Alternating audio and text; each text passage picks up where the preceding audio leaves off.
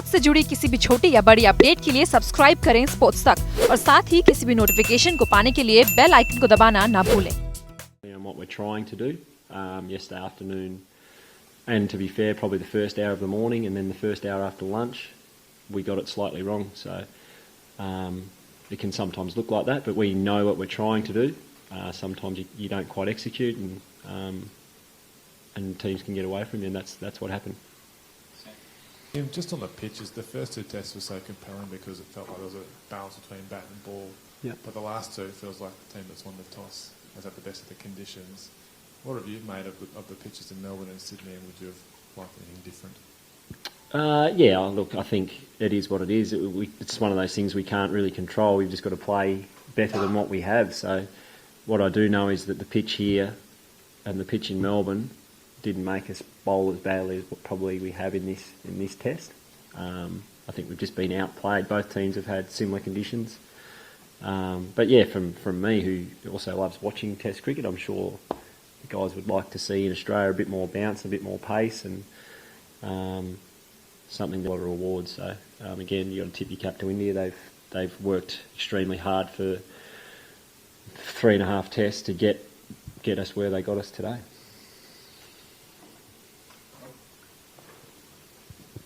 You sort of touched on before this test that with criticism things never are quite as bad as they seem, and with praise likewise. Yeah. Like, just how sort of bad do you think things are at the moment in terms of like what needs to be done to say with the Ashes be competitive there? Again, I thought, I think you're spot on. It's never that bad and it's never that good, and I think we've got to keep reminding our team of that, so you don't ride the result so much.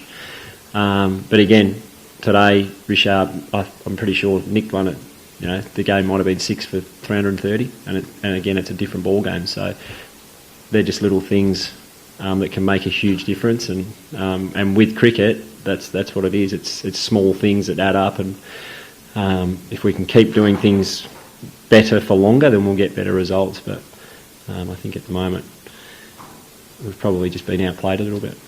And just how hard is it to manage that kind of emotional high and low, particularly with the inexperienced guys in the team? No, it's not that hard. I think you've just got to keep talking to each other and keep reminding each other of what we're trying to achieve and where we are and where we want to go. So, as I said before, we haven't been at our best in the last 2 test matches. But cricket's a funny game and it can turn really quickly if you keep working hard and keep helping your teammates to get to where you all want to go. So we've got to keep doing that, keep sticking together. You have days and tests that don't go in your way and it's difficult, and the easy thing to do is to throw in the towel. We certainly won't be doing that. We'll be fighting as hard as we can for the next 3 days, and as I said, cricket's one of those games, if you keep doing that, it can turn really quickly. When you got the captaincy, it was probably you were going to be quite tough to start off. You get days like 7 for 600 and whatever it was in Melbourne, being out in the field for 2 days back to back. Yeah, I think in Test cricket you've always got to expect it. We had a few in Dubai as well, so when you get wickets like this and batters playing as well as some of these guys are, if you can't move the ball around, it can be really, really difficult to get really good players out, and we're certainly finding that. So I expected to have extremely tough days. I had them last year when I wasn't captain. I've had them for 15 years of first-class cricket, and we all expect to have it. But as I said, we'll be turning up tomorrow and trying our guts out again to get back into this game. You mentioned earlier that you didn't change too much about yourself when you became captain. You tried to be the same. But when you did become captain, did you have any goals as such, not just for yourself, but for the team as well? And in this past, say, 12 months, or 9 to 10 months, have you been able to achieve those goals? Look, my goals, I said, whose phone's that? Tim Paine speaking. Who is it, sorry?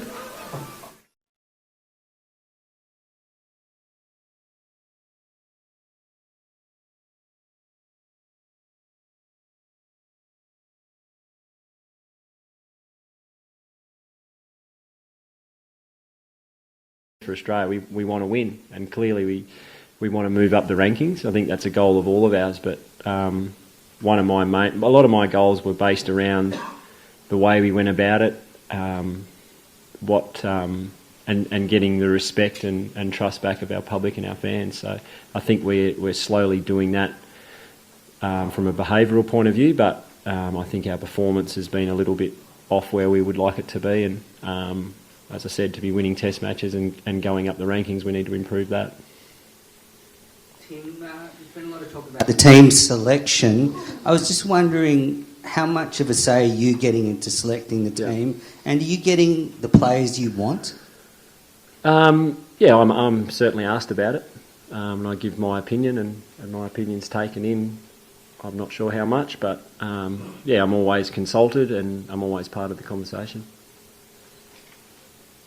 I know you wouldn't have, I guess, heard criticism today, but obviously there's been a fair bit of chat about the bowlers and whatnot, and you see maybe the right plans weren't put in place yesterday afternoon, this morning, but do you think the majority of that criticism's been fair, at least before today?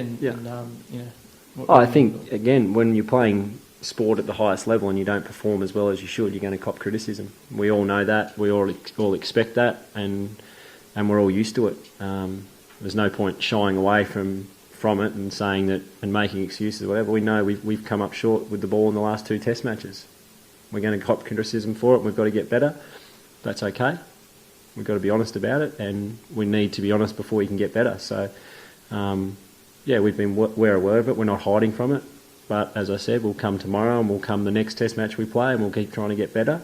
And I know that everyone who's bowled a ball or faced a ball in this test match is trying their absolute guts out for their country. So that's all we can ask at the moment. And performances will always come and go a little bit, but absolutely we need to get better. Tim, can you talk us through some of the plans that you wanted to execute against Pujara, especially, and you were not able to do that well against him? Yeah, with Pujara in particular, I think if you're not swinging the ball, he's extremely hard to get out. So I think early in his innings, you try and hit his stumps and his pad. But in the form he's in at the moment, he's not missing too many. When the wicket is like it is and you can't swing the ball, not many good players miss him. And he's been really patient and disciplined around his off stump. So, as I said, he's just grinded our bowlers down, basically. Yeah, we've tried to bounce him a little bit. We've tried lots of different things about him. He's faced about 1 million balls this series, so we've tried wide of the stumps, we've tried out the stumps. Nathan Lyon's been over and around. I don't think there's too many things we haven't tried, to be fair. And he's been too good for us. Tim, just your captain Mitchell. Having said that, I thought in Perth, when we got some bounce in the wicket, we saw where we can get him out, caught behind the wicket twice. That was one of the things we thought we'd probably get a bit more throughout the whole series that we probably haven't. Sorry, mate. So you've captained Mitchell Starc in a few test matches now. He, on paper, is your enforcer, is the quickest bowler in the side. Yeah. But when the ball isn't moving much or there's not much pace of the wicket, how do you look at this performance? Like, does he come across as someone who wants the ball in his hand? Look, I think Starkey's one of those bowlers. I don't know what people expect from him. I think his stats for his whole career have been outstanding. And what he is when he's at his best, he is brilliant. When he's not so much. But again, he's not running out trying to spray the ball everywhere. That's what I don't get with the criticism he's getting. Mitchell Starc is trying his absolute best to do the same thing he did a year ago when he was swinging the ball around corners. He's down on confidence a little bit. And I think sometimes people just forget that he's just a bloke who's trying his best. And I know he's playing at the highest level and they expect a lot of him, but it doesn't always work for him. It's Test cricket. He's coming up against some very, very good batters and he's not quite at his best. But we've got full confidence that with a little bit of work, a little bit of hard work, and he's going to have a bit of time off, I believe, during the one-day series. So there's some time for him to go back and look at maybe what's going wrong with him at the moment. And then he addresses that, and we know when he's at his best, he's as good as anyone in the world. He's nearing 200 Test wickets at a strike rate of, I don't know, someone could probably tell me. It's pretty good. So it's not all bad. Has he been at his best in this series? No, he hasn't. Has he been for a little while? Probably not. So again, Starkey knows that, and he's working on it. And he's been really honest about it. he's trying to figure out exactly what it is that's missing at the moment. Is it the confidence thing with him? Because with someone like Pat Cummins, you see ball in, ball Yeah. out. He's like he has that strut in his stride. Yeah. And at the top of his mark. But with Yeah. Mitchell Starc, at least from the outside, it looks like Yeah. he's not feeling it. Oh, he's not. He's an open book, Stark. You can read him a mile away. There's no doubt about that. But yeah, he is a huge confidence player. I think a lot of cricketers are.